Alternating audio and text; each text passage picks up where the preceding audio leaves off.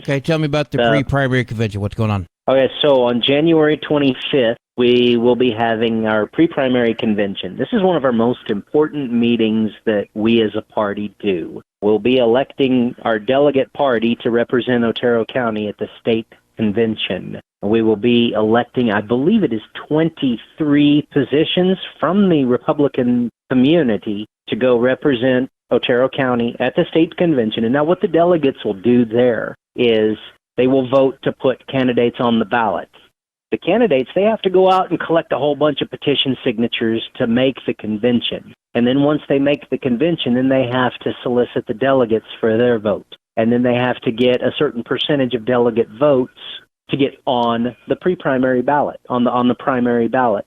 So this is where the people are involved in government from beginning to end. It is the people's government. And this is like I said, it's one of our most important meetings because we're going to elect the Otero County delegation to go do that. So we're looking forward to seeing a whole bunch of brand new faces, people that have an opinion about how government should go. Well, this is your chance to be involved and come out and join the party and run for one of the 23 delegate seats that are available. Our convention will be on the 25th of January at 6 p.m. We're going to shut the doors. So we open the doors at 4:30 p.m. for pre-registration. Pre-registration is available on the party Facebook page. You can get the information there, or you can email chairman@rpocnm for a self-nomination form to run for a delegate position.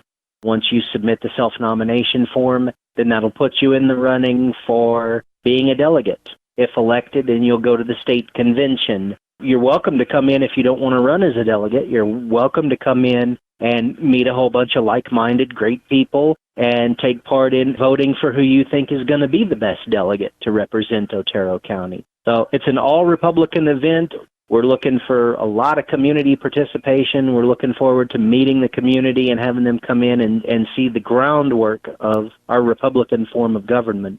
And again, that's January 25th at 6 p.m. Pre-registration starts at 4:30, and there's a $10 fee at the door to get in. So come on out and join us and see the Republican form of government at work at its finest. Now, Josh, I have seen some stuff in the news recently. I just want to get your take on it. And that is, as you know, all across the country, there is a movement to keep Donald Trump off primary ballots. And now I'm seeing the other side. I'm seeing where there are some Republicans that are trying to keep Joe Biden off some of the primary ballots. How do you see this being in line with our form of government as a democratic republic, where both parties are trying to remove the frontrunners?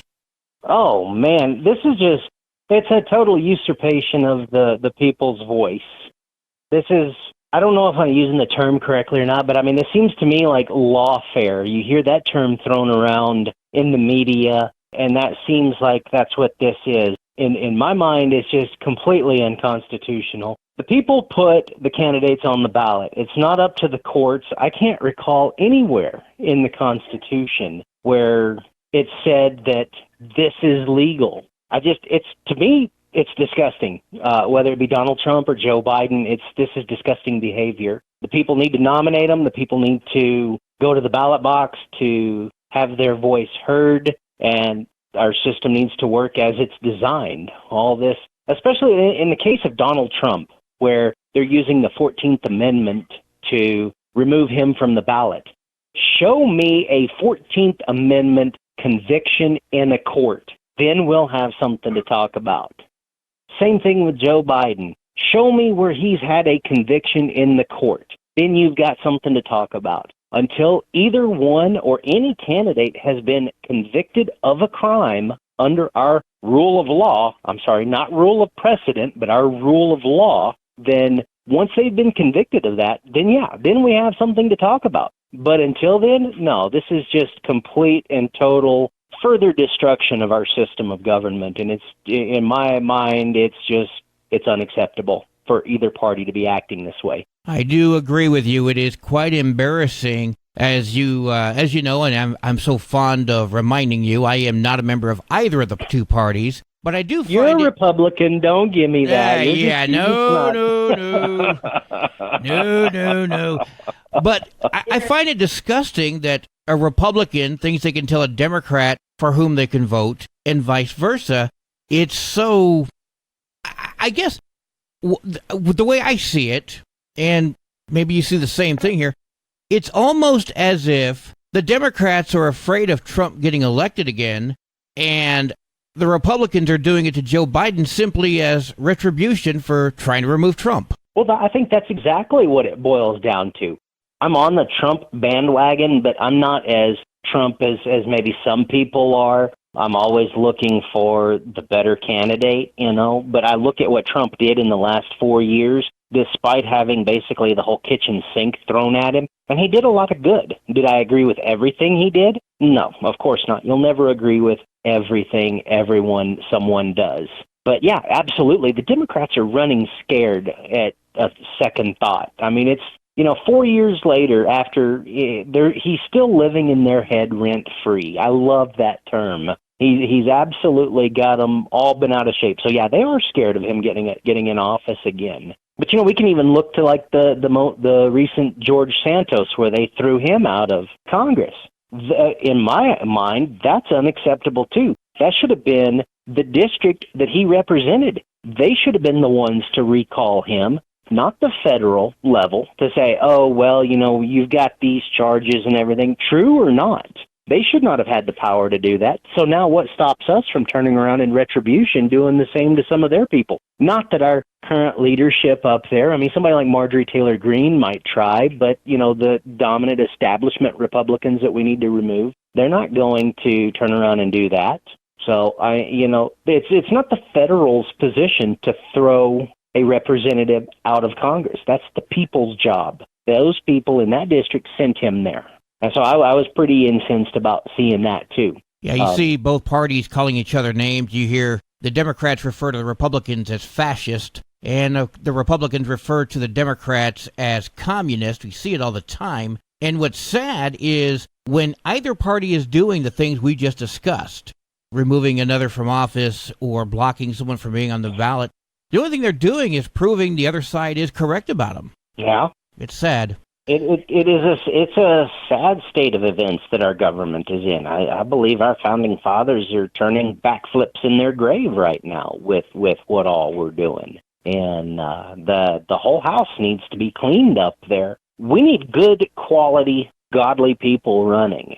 And by godly people, I don't mean establishing a state religion, because that's just absolutely not going to happen. That's anti-First Amendment everything. But when you have people leading with good morals and values, then we're going to have a country that is back to what it was in the 50s and the 40s, the beacon of hope to everybody, not this pot of despair that we've got now with our major cities full of people crapping in the sidewalks, this is unheard of, where the condition our country is in now. Well, hopefully we can see some cleanup in the coming months and after the election. Maybe this time we will see something positive come out of it. I don't know. Last question for you.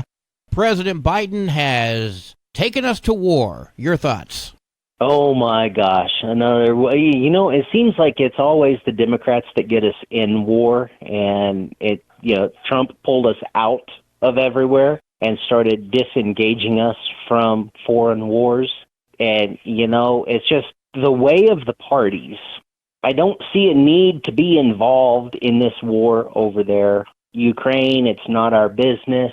We just need to stay out of it. We've got plenty of problems going on here in our own homeland that need to be sorted out before we start trying to save anyone else. Why are we going to defend the borders of another country when we won't even defend our own? And to solve our country's problems, it's going to take everybody getting involved in the system. There's so many people out there trying to go after the bonds of these people, go after the bonds of these. There's a dozen different groups out there doing a dozen different things. The only way we're going to fix this is to use the system we have and to turn it from the inside. It's so well established. We always hear the term establishment. Well, it is exactly that. It's an establishment. You're not going to break it from the outside. You have to break it from the inside. So this year, we need every Republican in Otero County to come in, be a part of the system to help break it from the inside and put good people in place so that we can start winning our country back. That's the only way it's going to be fixed. Fair enough. All right. Josh Beasley, what are you, vice chair now of the... I am vice chair. I tried to be just second vice, but found my way back to vice chair, and hopefully that's where I stay. But only time will tell. Whatever God's will is where I go. All right. Well, Josh Beasley, the vice chair of the Republican Party of Otero County. Thank you very much, sir. All right. Bye-bye.